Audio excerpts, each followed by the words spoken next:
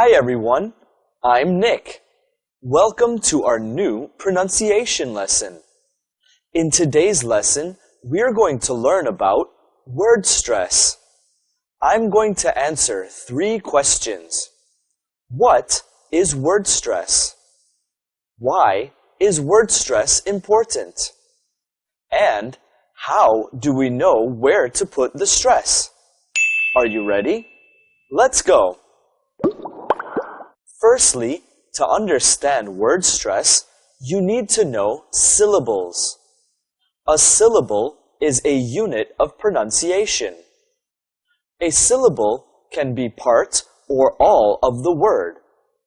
All words have syllables. Some words have 1, 2, 3, or more syllables. Look at the table to see some words and the number of their syllables.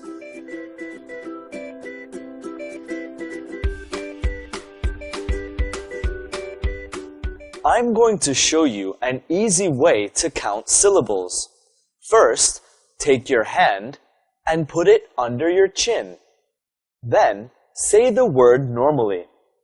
Count how many times your hand moves. That's the number of syllables. Now, let's look at the table. Let's see some words. We can count how many syllables. Let's look at bookshelf. Bookshelf. Can you count how many? Bookshelf. Bookshelf. It's 2 syllables. Let's try another one. City. City. Do you know how many? City. City. It's 2 syllables. Now, let's count syllable. Syllable. Syllable. Syllable. It's 3 syllables. Now do it by yourself. Can you tell me how many syllables these words have? You have 15 seconds.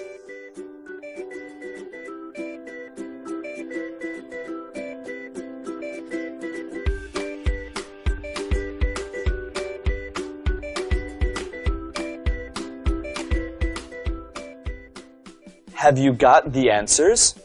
Let's check. Class has 1.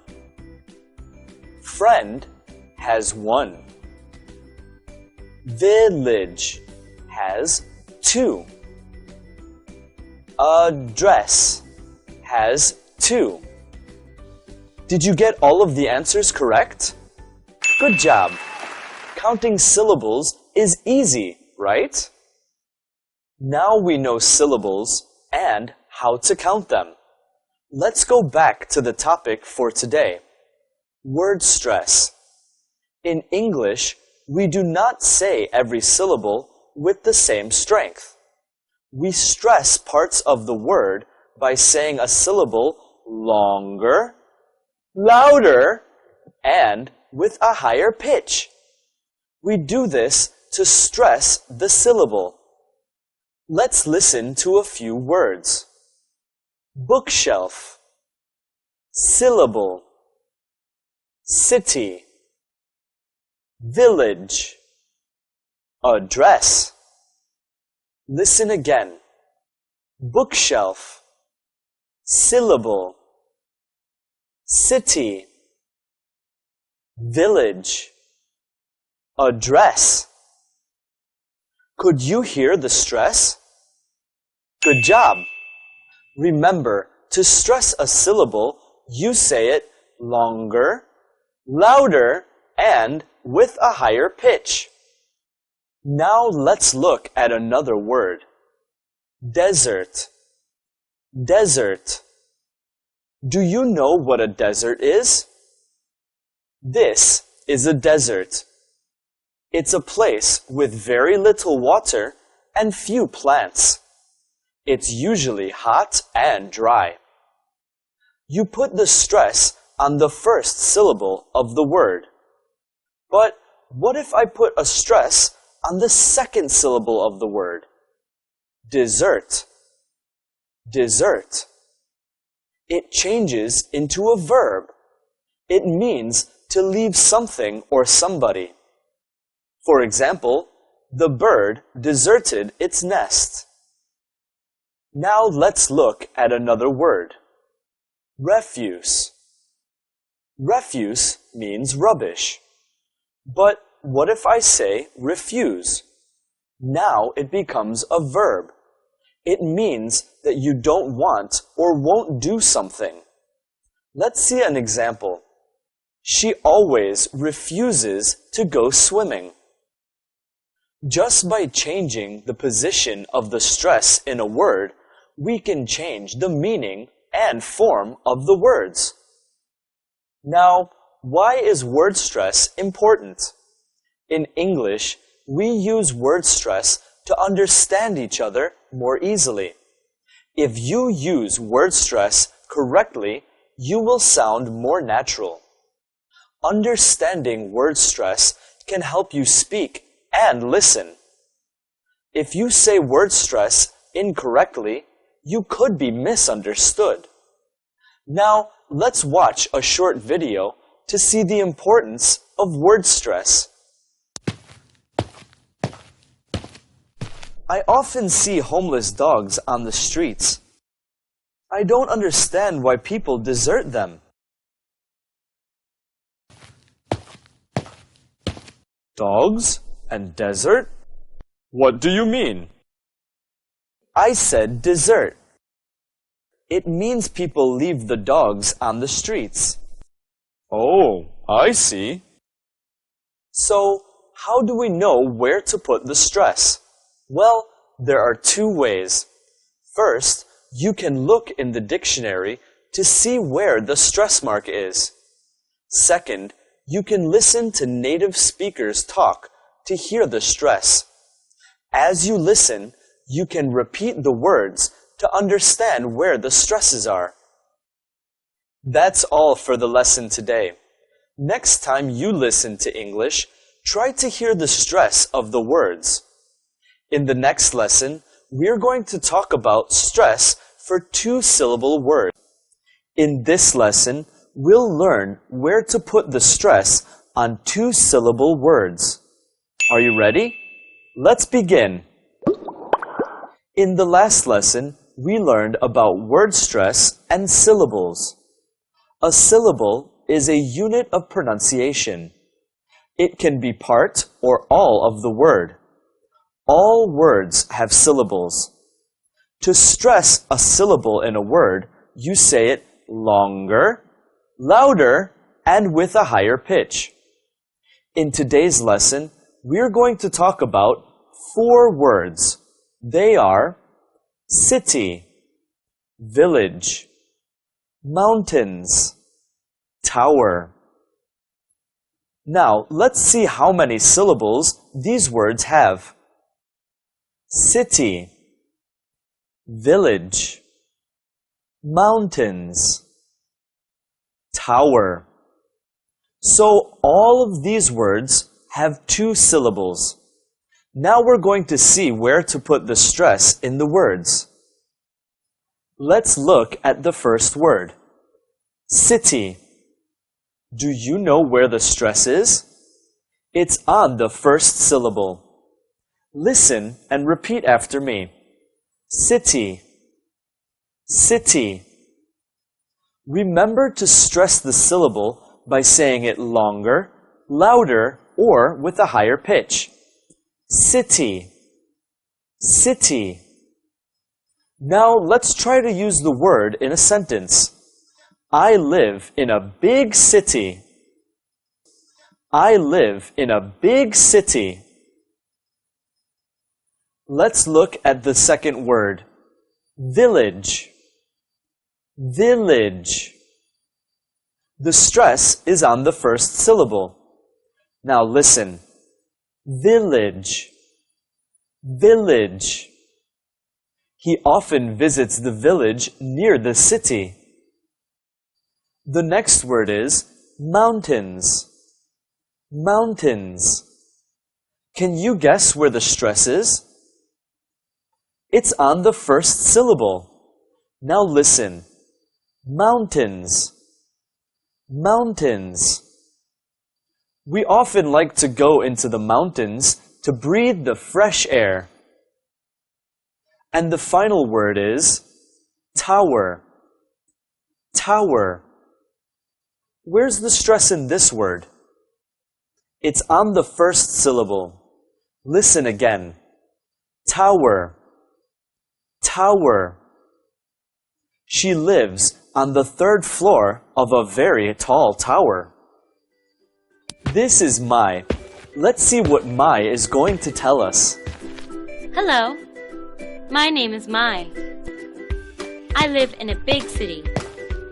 This is Hua. She's my best friend. We live in the same city. She lives on the third floor of a high tower. At the weekends, we often visit a small village near the city. There are beautiful mountains there. We like to climb to the top of the mountains to enjoy the fresh air. We learned the stress of 4 words: city, village, mountains, tower.